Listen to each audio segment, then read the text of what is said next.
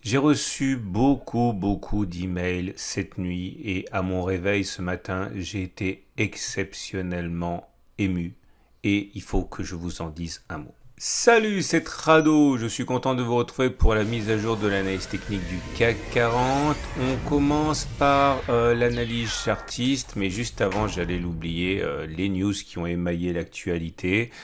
Écoutez, franchement, on peut faire le difficile, mais c'est très bon. On peut effectivement s'insurger contre le mépris vis-à-vis de la pandémie dans les pays émergents. On peut s'offusquer du déni face à la hausse du taux d'intérêt américain à 10 ans, mais au bout du bout, globalement, c'est bon, les résultats sont bons, les chiffres de la lutte contre la pandémie sont sur la pente positive, les chiffres d'activité sont acceptables, etc.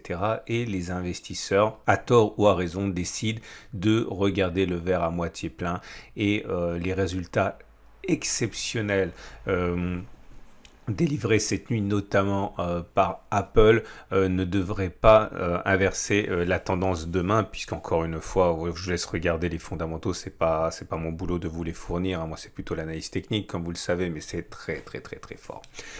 Donc effectivement, non seulement on a une progression, mais une progression qui est très intéressante parce qu'elle permet de casser et de combler le gap des 6286, 6293.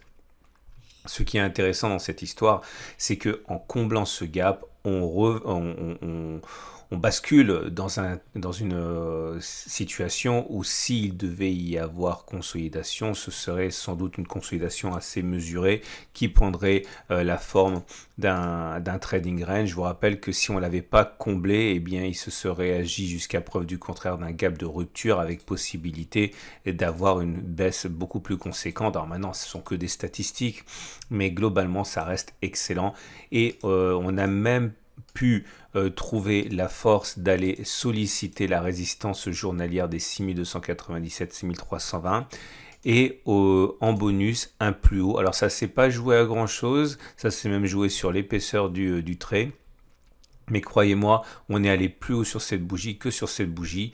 Et non seulement on est allé plus haut, mais en plus on clôture plus haut que la précédente clôture. Donc ça se manifeste par des plus hauts de 20 ans en fait, hein. Si on remonte dans le temps, ça fait 20 ans qu'on n'a pas clôturé sur de tels niveaux. C'est très beau et j'ai envie de dire c'est mérité, hein, puisque encore une fois, je l'ai dit, on peut s'alarmer de la naïveté peut-être des intervenants, mais il y a des choses qui vont dans le sens, hein, du satisfecit, hein, pour les haussiers au niveau des actualités. Et donc du coup, eh bien, ça nous donne la possibilité d'envisager que l'on ait fait un turtle soup. Alors le turtle soup, c'est un signal d'alerte. Le signal d'alerte se manifeste par le fait qu'on a fait un plus haut de 20 bougies. Le plus haut de 20 bougies il était là. Le nouveau plus haut de 20 bougies, c'est donc aujourd'hui, mais on a néanmoins clôturé en dessous du précédent plus haut. Je ne parle pas de la clôture du précédent plus haut, je parle du plus haut absolu. Il était là, on a clôturé là, donc on a bien fait un plus haut par rapport aux 20 dernières bougies, mais on a clôturé plus bas que le précédent plus haut de 20 bougies. Regardez le tutoriel, hein, qu'il y a en dessous de la vidéo, hein, je vous envoie directement si vous n'avez pas compris. Il faut au moins 3 bougies entre le précédent et le nouveau plus haut. Et c'est un signal d'alerte, hein. Alors là, si vous voulez vous entraîner avec ça, vous avez des exercices dans le pack Outrado, mais c'est une alerte baissière. Attention, si cette alerte baissière était suivie d'effets, généralement ça donne une impulsion baissière, mais pas extrêmement profonde, hein, puisque encore une fois la tendance elle est haussière, c'est du trade de contre-tendance qui repose sur une fausse cassure en fait, hein. Et on a donc la possibilité de voir maintenant du nouveau sur les chandeliers japonais. Alors le chandelier japonais du jour est un nouveau pied de nez au chandelier précédent, puisque le précédent était une bougie en doji, signe d'hésitation, et ça c'est une bougie de force, hein, dont on a vu les bastions qu'elle a remportés, hein, le gap, la résistance journalière, etc. Et surtout si on regarde ce qui se passe au niveau des bougies Aiki Nashi, comme vous pouvez le voir, nouvelle bougie, mais cette-ci, elle est vraiment bien. On avait déjà constaté l'amélioration de la bougie de la veille avec la disparition de la mèche basse. On pouvait regretter que le corps ne soit pas plus important. C'est chose faite avec cette bougie, hein. C'est une vraie bougie haussière, hein, cette bougie Aiki Nashi. Et quand on regarde bonus, le 3-line break, et voilà. On a ici eh bien, tout simplement une bougie qui infirme les statistiques précédentes. On a vu qu'on avait plus de 70% de chances de faire un deuxième bloc rouge après avoir dessiné un premier bloc rouge. On l'a backtesté, hein, je vous montre rapidement. C'était la solution la plus plausible. Vous remarquez, hein, les bougies rouges, enfin les blocs rouges, ça va par paquet. Hein, c'est exceptionnellement un, comme c'est le cas ici, ou comme c'est le cas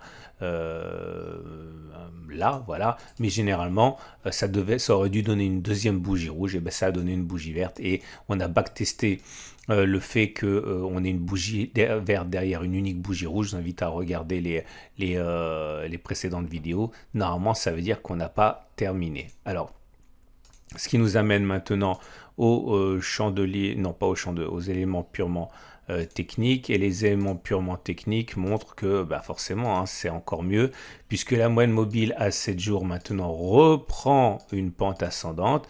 Ok, alors bon, ça fait qu'une seule bougie, donc on va dire que c'est plat, mais ça reste quand même très encourageant par rapport à l'orientation baissière de la séance précédente. La moyenne mobile à 20 jours est ascendante, la tendance est également haussière à cet égard. La moyenne mobile à 50 jours est ascendante, donc la tendance de fond est haussière.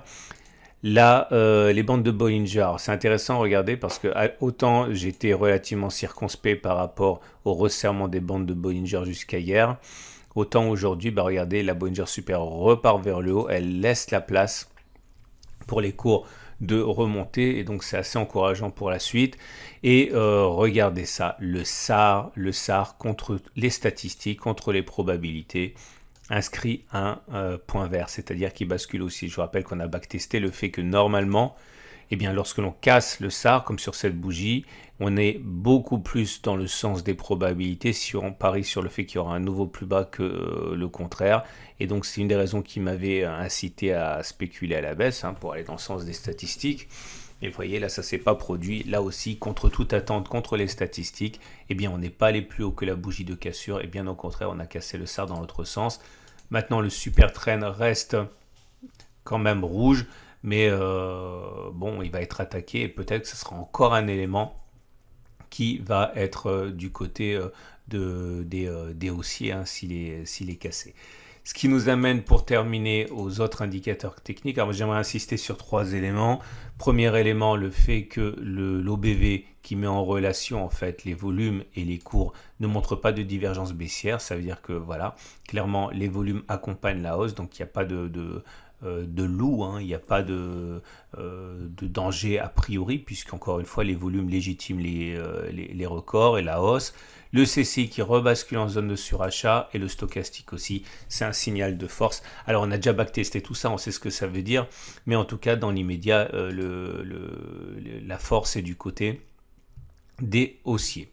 Ce qui me permet maintenant, je ferai le backtest du jour en fait, qui n'en est pas un, plus tard. Voici l'Ichimoku, et l'Ichimoku aussi, bon, c'est toujours pareil, hein, ça reste extrêmement haussier. Bon, alors avec un bémol, puisque la Tenkan ne monte pas, parce que la Kijun ne monte pas, parce que le nuage ne monte pas, mais l'un dans l'autre, on a quand même une situation où on est au-dessus de la Kijun, au-dessus de la Tenkan, au-dessus du nuage. On a vu hier que ça s'aplatissait, donc il y avait moins de force dans cette tendance haussière, mais c'est sûrement pas une force baissière. On disait, enfin, on peut envisager qu'on soit en pré-tendance neutre, mais il faudrait déjà casser la Tenkan pour commencer à s'inquiéter. Ouais, on est au-dessus, donc ça reste haussier. Et on va donc terminer avec, je me suis gardé du temps pour le backtest du jour qui n'en est pas un. Alors maintenant, je vais vous parler des mails que j'ai reçus. Franchement, je peux vraiment me féliciter d'avoir des followers comme vous, parce que j'ai eu beaucoup de messages qui bon, qui me disent que voilà, désolé pour mon trade, c'est vraiment sur la mauvaise pente, que l'analyse technique, et c'est ça surtout qui m'intéresse, ne semble pas beaucoup fonctionner en ce moment, etc., etc., et que vous êtes désolé pour moi, mais autant je suis extrêmement touché, ému par ces signes d'affection, autant vous devez savoir que ce n'est absolument pas un problème. Je vous remonte quelque chose. Alors si vous êtes suffisamment ancien et sur mon travail, vous savez que l'année dernière, j'ai eu des résultats qui étaient au-dessus de ma moyenne. Alors ma moyenne, je suis loin de faire du 70, du 80%. Je sais généralement où va le marché, mais c'est pas parce que je sais où va le marché que je trade dans ce sens, parce que je risque très souvent d'avoir un ratio gain-risque qui n'est pas bon. Donc voilà où j'en suis. Ça vient de mon site, hein. Tous mes trades que j'annonce sont comptabilisés sur mon site, hein. Donc si vous ne le connaissez pas, d'ailleurs, la majorité ne me connaît pas puisque vous me connaissez essentiellement sur YouTube. Mais l'idée c'est que actuellement je suis pour l'année 2021 sur le swing en journalier à 2 gagnants, 3 perdants. Autrement dit, une majorité de perdants. Mais déjà, vous devez savoir que, à titre personnel, quand je prends un trade, je recherche un ratio gain-risque moyen de 1,5. Autrement dit, 2 trades gagnants à 1,5, c'est pareil que 3 trades gagnants. Enfin, je reprends. Imaginons que je risque de perdre 100 euros et que je gagne pour 150 euros. Vous voyez bien que 2 fois 150, c'est pareil que 3 fois 100. Donc, en termes de swing sur le CAC 40, voilà, si je dois perdre, c'est pas grave. Mais surtout, comprenez que c'est absolument normal d'avoir des séries de trades perdants. Je vous remontre ça. C'est très important. Voilà un document que vous devez impérativement copier-coller si vous voulez faire du trade de probabilité comme moi. Ok, voilà, moi vous savez très bien que généralement je fonctionne avec 58% de trades gagnants. 58% de trades gagnants, ça me situe entre 55 et 66. Ça veut dire que j'ai, on va dire 60 pour faire simple, près de 90% de chances d'avoir une série de 4 trades perdants sur une séquence de 100 trades. Et ça peut aller très loin comme ça. J'ai 2 chances sur 3, 63% de chances d'avoir 5 trades perdants. Ok, donc c'est là actuellement, j'ai perdu mon dernier trade. Si je perds celui-là, ça fait 2 trades perdants d'affilée. Ça veut dire quoi? Ça veut dire que avec une probabilité de réussite de 60%, j'ai quasiment 100% de chance. Enfin, j'ai 100% de chance d'avoir 2 trades perdants. J'ai même 100% de chance d'avoir 3 trades perdants d'affilée sur une séquence de 100 trades. Donc voilà, c'est complètement normal. À titre personnel, historiquement, je fonctionne avec 58% de trades gagnants. Mon argent, il vient pas de là. Mon argent, il vient de mon ratio gain-risque. Ok, donc c'est complètement normal. Et encore une fois, comme vous le savez l'année dernière, parce que je publie ça, j'ai eu un taux de réussite qui était supérieur à la moyenne, 66%. Et je disais constamment dans mes vidéos l'année dernière, ne vous inquiétez pas, ça va pas durer, il va y avoir un ratio qui va baisser, un retour à la moyenne qui va faire que je serai sans doute en dessous de 58% à un moment ou à un autre l'année prochaine pour revenir globalement à 58%. Donc voilà, c'est complètement normal. Et ça, ce ne sont que, ça représente même pas 2%, 3% de mes trades, hein. Je trade sur plein de choses, sur plein d'unités de temps, donc ne vous inquiétez pas pour moi, ça va très bien. Et surtout, ce qui se passe ne montre absolument pas que l'analyse technique ne fonctionne pas. Quand vous fonctionnez avec des setups qui fonctionnent dans 60% des cas, ça veut dire que sur 100 configurations comme ça, il y aura 40 fois où ça ne fonctionnera pas. Ça fait partie des statistiques. Ça ne veut absolument pas dire que l'analyse technique ne fonctionne pas. Voilà, ce ne sont que des probabilités. Et plus que jamais, je suis ravi, heureux, enchanté de fonctionner comme ça. Parce qu'imaginez que vous ne travaillez pas avec des probabilités. Imaginez que vous travaillez simplement avec de la conviction, des émotions, avec un feeling.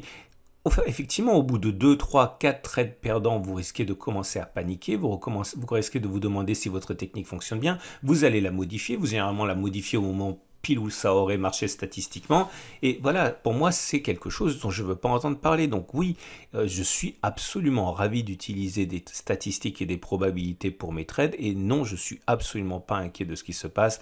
Mais encore une fois, merci de vous inquiéter pour moi. Tout va très bien. Donc, les trades du jour, qu'est-ce qu'on peut faire? Bon, Si vous êtes baissier, vous avez un excellent point d'entrée ici, puisque vous pouvez le voir, on est sur une résistance journalière. Si vous mettez, en considérant qu'on a un turtle soup ici, si vous mettez un objectif à aller chercher la précédente résistance, qui est maintenant ici à 2,4%, on peut même viser éventuellement moins parce que c'est pas très puissant les turtle soup. Imaginons que vous visiez 1,4%. Si vous mettez un stop à 1,2%, ici vous avez un ratio gain risque 1 pour 2. Je pense même que vous pouvez le mettre beaucoup plus bas, hein, à 0,8%. Ça vous permet d'avoir un objectif moins ambitieux.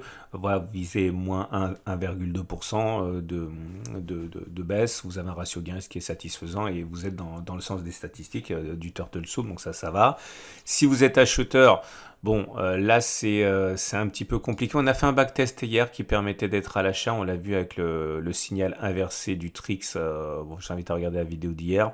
Maintenant, je ne vous encourage pas à acheter sur le fait car on est sur une résistance, mais force est de constater, et on le sait très bien, que le 3-line break, ça a été backtesté, et voilà, on a beaucoup plus de chances de monter que de baisser. Donc, ouais, je vous invite à regarder les vidéos sur le 3-line break. Maintenant, écoutez bien, ça c'est pour moi. Comme vous le savez, j'avais rentré une demi-position ici, et j'avais dit...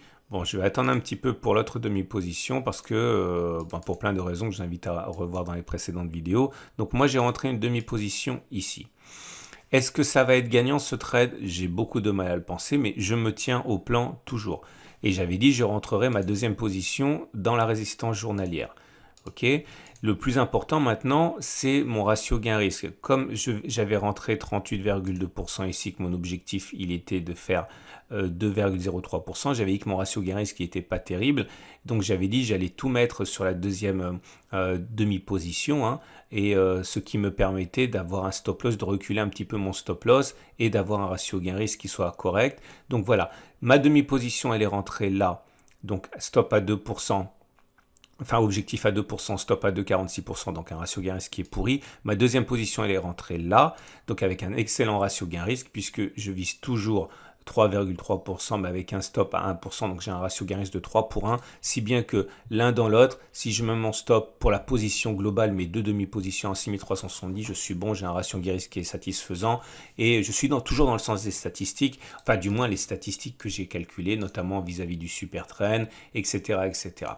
Bon, honnêtement, là, si j'avais pris ce trade aujourd'hui, si j'avais dû prendre la décision aujourd'hui, je ne l'aurais pas pris avec le 3-line break, hein, qui est un signal de hausse fort, mais voilà, je me tiens au plan parce que c'est important de se tenir au plan, donc on verra. J'ai mon stop sur 6370, j'ai ma position, je vous rappelle que je ne perds jamais plus que 0,5% de mon capital sur un trade, ce qui a l'air d'être une grande affaire, en fait, ne l'est absolument pas, hein, c'est un trade parmi plein d'autres, et on verra ce qui va suivre. Voilà, c'était très long, j'en suis vraiment désolé, mais il faut vraiment que vous compreniez à quel point ce qui se passe est anecdotique, et surtout ne dites pas que l'analyse technique ne fonctionne pas en ce moment, parce que c'est simplement des stats.